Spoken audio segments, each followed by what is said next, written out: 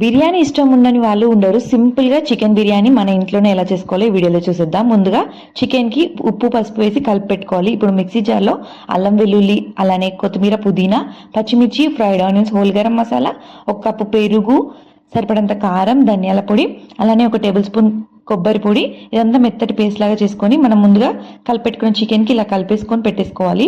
ఇప్పుడు కడాయిలో ఆయిల్ వేసుకొని అందులో కొంచెం కసూరి మేతి, అలానే కొంచెం కొత్తిమీర, పుదీనా, ఫ్రైడ్ ఆనియన్స్ వేసుకొని కలిపెట్టుకున్న చికెన్ కూడా వేసేసుకొని మంచిగా ఉడకనివ్వాలి.